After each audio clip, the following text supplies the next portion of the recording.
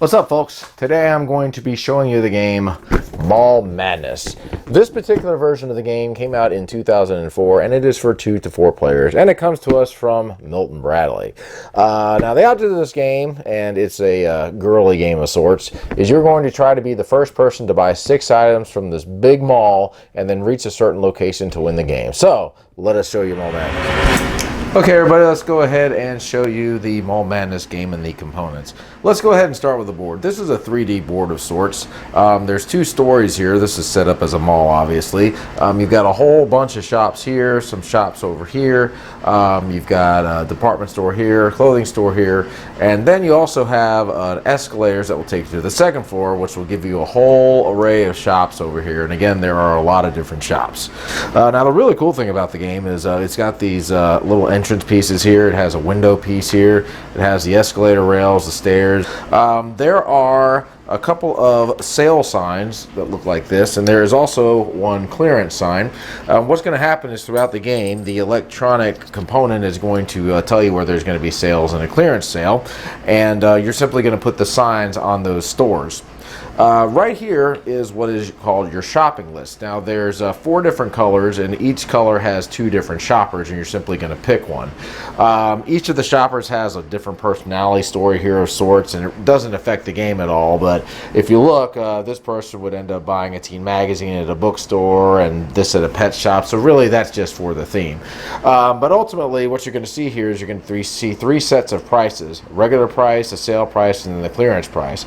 If you go into the store and there happens to be a sale price or a clearance price, you're going to pay that amount if you end up going to that store and buying something. Otherwise, you're going to buy it at the regular price.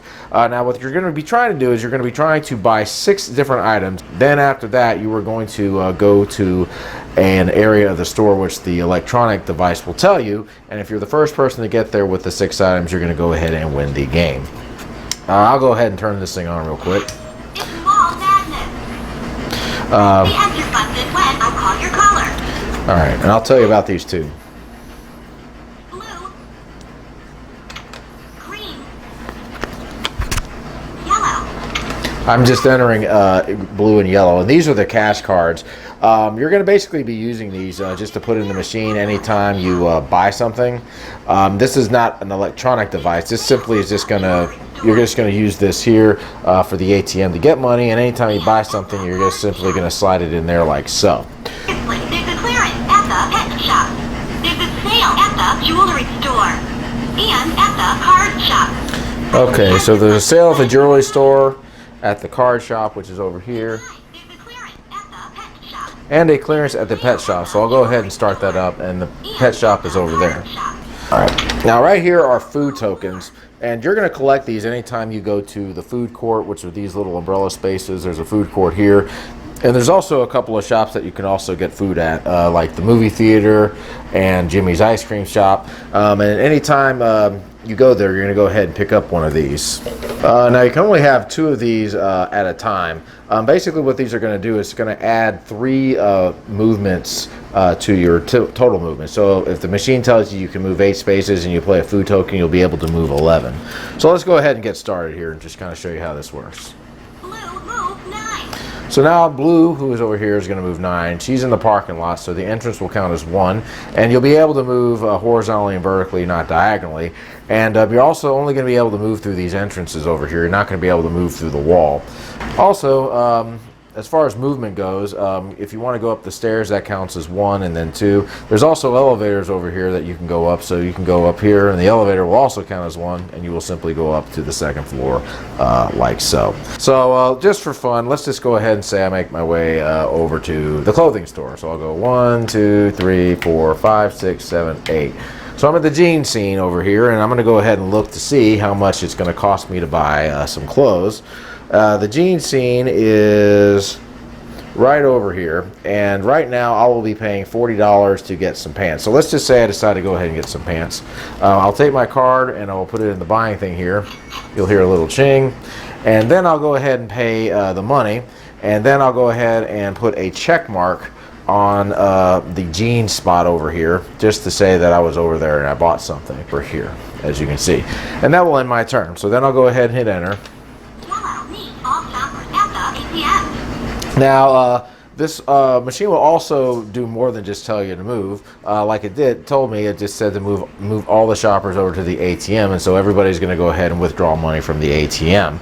Now, on occasion, you're going to run out of money, and you're going to have to go to the ATM in order to get some more money. And basically, this is how it works. You stick the card in here. Yellow, take $80. So yellow's going to take $80, and let's see how much blue gets. Blue, take $100. So blue gets 100, so that's really, really good. Now, some other commands this thing will tell you. It'll tell you to go to a certain shop or to the restroom. Sometimes it'll allow you to move somebody else to a certain shop, and you can go ahead and move some spaces. So let's do one more here. Blue, move 5 and send a friend for ice cream. Well, there's a perfect example. So let's just say blue moves 5, 1, 2, 3, 4, 5, and then sends yellow for ice cream, which will be over here. But since she is over there for ice cream, she will be able to go ahead and take a food token. So this can be pretty helpful if your friend is trying to get to a clearance or something like that, and you end up moving them away from the clearance. Now, throughout the game, the clearance and the sales are all going to get switched up. So, like during a turn, you could be really close to a clearance, and then it'll say there's a clearance over at the shoe store and a sale over here, and it'll switch everything up for you. And so you just have to be wary of that. Now, sometimes your machine will tell you that they're out of stock, and so you might try to buy something, but they don't have it, so you won't be able to buy anything. And then another thing it can also do is it can tell you it's searching for a security tag, which basically means that you're going to lose your next turn. Sometimes it'll give you an automatic clearance. You can actually go into a shop and it'll tell you that there'll be a clearance there out of nowhere, so that's a really handy thing. So let's just say there happened to be a clearance sale over here at the card shop, and Blue's turn was over there. Blue would just simply look to see what the clearance price would be in arts and crafts. So I would just simply look what the clearance price is over at Arts and Crafts, and I would pay that just using the card, and then I would continue on. And so what's going to happen is the game is going to continue to go on like this until somebody has bought 6 items using the check marks, and then the machine is going to tell them that they bought the 6 items and where to go next to win the game. So it could say, you've bought 6 items, go to the arcade for the win. And so in this case, the player would simply have to go to the arcade section and be the first person there before anybody else is able to get their specified location with the 6 items. And that is how the game is won, ladies and gentlemen. And that is Electronic Mall Madness. So my final thoughts on Mall Madness. Okay, well, first of all, this is a pretty big box, as you can tell. I have seen this game at thrift stores on and off since I've been thrifting, and I never got one because I could never find a complete copy. So I went ahead and I got one finally, and I probably could have passed on it because the electronic component was not working. It was missing the money, it was missing the cards, missing a lot of parts. So I ended up getting another one for like $6 on Amazon, and ironically the new version were off center, but I had all the other parts that I needed, so I was able to combine both the parts to get this game. This is not a bad game.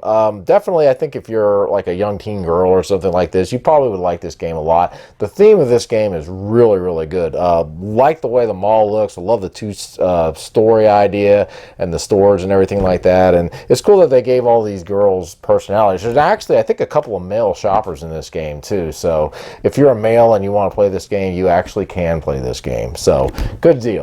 Now, my wife and I played this game, and one thing we noticed is it can be pretty easy to run out of money, and a couple of times both of us went to a store thinking we had enough money and we didn't, so we had to cancel the transaction and then go all the way back to the ATM to get some more money and then continue shopping. So that can happen.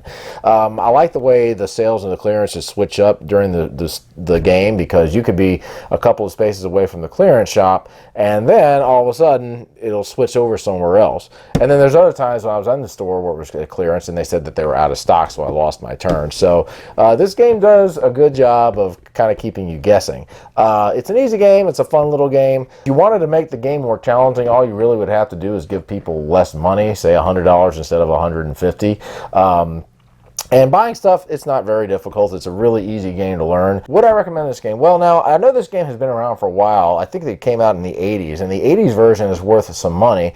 This version, I think you can probably get a complete copy for about $15 or $20. It may be a little bit more. So if you find it like in a thrift store somewhere, and it's complete, I would definitely pick it up. It's not a bad game at all.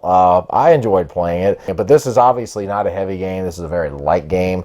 So if you're into light games with a really, really cool theme and some cool components, I would check this game out. It's pretty cool. So guys, that's my review of Mall Madness. I hope you all have a great day and keep on gaming.